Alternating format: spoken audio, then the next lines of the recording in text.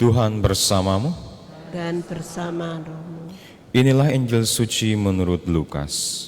Dimuliakanlah Tuhan. Yohanes memanggil 2 orang muridnya dan menyuruh mereka bertanya kepada Yesus, "Tuankah yang ditunggu kedatangannya, atau haruskah kami menantikan seorang lain?"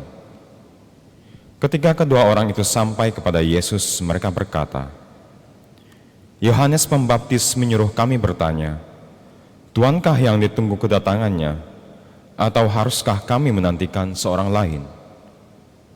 Pada saat itu Yesus sedang menyembuhkan banyak orang dari segala penyakit dan penderitaan dan dari roh-roh jahat. Dan ia mengaruniakan penglihatan kepada banyak orang buta.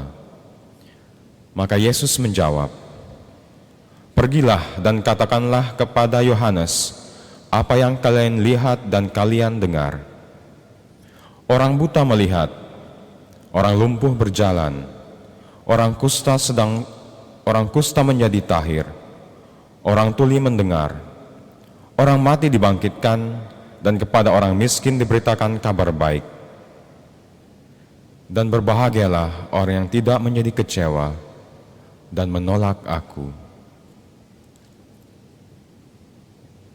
Demikianlah sabda Tuhan.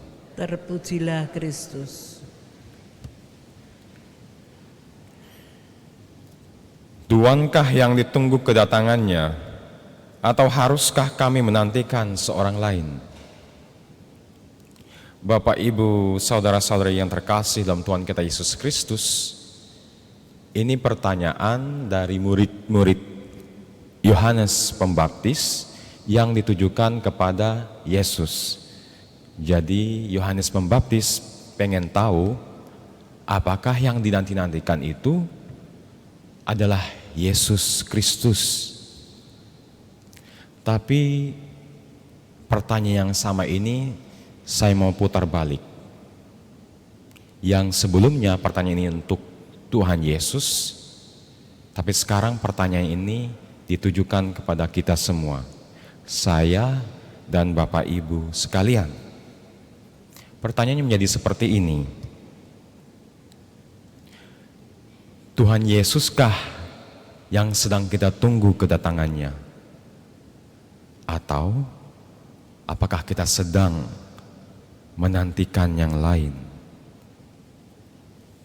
Tuhan Yesuskah yang sedang kita cari dalam hidup kita? Atau kita sudah mulai pikir-pikir untuk mencari yang lain?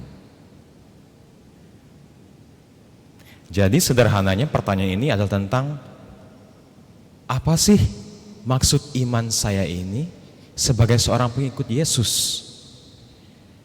Atau sederhananya ini adalah suatu tantangan bagi kita, seorang Katolik, seorang pengikut Kristus. Siapakah Yesus Kristus dalam hidup saya? Siapakah Yesus Kristus dalam hidup saya?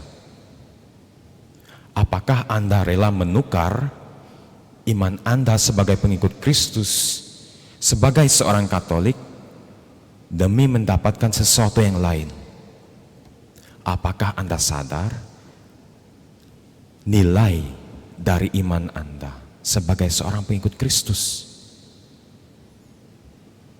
Coba pikir-pikir, coba diresapi, coba direnungkan. Dan kita sebagai manusia ini terus mencari suatu jawaban. Kita nggak akan pernah berhenti untuk mendapatkan jawaban yang pasti. Ini sifat kita sebagai manusia. Namun seringkali kita juga sebagai manusia, ketika Allah sudah menyatakan dirinya, ketika Allah sudah rela ditemukan, kita karena dosa kita, ingat dalam kitab Kejadian, Adam dan Hawa karena jatuh dalam dosa, kita memilih untuk sembunyi. Ketika Allah sudah rela menampakkan dirinya, sudah rela untuk ditemukan, kita malah memilih untuk sembunyi. Mengapa? Karena dosa-dosa kita. Dan dalam pencarian iman kita, Kita juga terkadang seperti itu. Ketika Allah sudah terang-terangan menyatakan dirinya, kita malah bingung. Tuhan Yesus kah atau yang lain? Dan Nabi Yesaya mau membantu kita supaya kita mendapat jawaban yang jelas. Apa yang dikatakan oleh Allah dalam kitab Nabi Yesaya? Akulah Tuhan dan tidak ada yang lain. Akulah Tuhan, tidak ada yang lain, tidak ada Allah selain aku. Allah yang adil dan juru selamat, tidak ada yang lain kecuali aku. Berpalinglah kepadaku dan biarkanlah dirimu diselamatkan, hai ujung-ujung bumi. Akulah Tuhan, terang-terangan, ini aku. Akulah Tuhanmu. Dalam bacaan Injil kita juga dibantu oleh Tuhan Yesus. Orang buta melihat, orang lumpuh berjalan, orang kusta menjadi tahir, orang tuli mendengar, orang mati dibangkitkan, dan kepada orang miskin diberitakan kabar baik. Ini loh aku. Apa yang kamu cari? Apa yang kamu cari? Dan kita terkadang mau bukti lagi. Dan buktinya apa? Allah menjadi manusia. Untuk apa? Untuk mencari kemegahan? Enggak. Justru untuk memegahkan kita. Allah mau mengosongkan diri menjadi seperti kita untuk dimuliakan? Tidak. Justru untuk kemuliaan kita, untuk memuliakan kita. Tambah lagi, Allah rela mati di salib bukan karena ia berdosa, bukan karena ia bersalah, justru karena menebus kesalahan kita, supaya kita diselamatkan. Tebusan yang sangat mahal, darah sang penebus. Mengapa?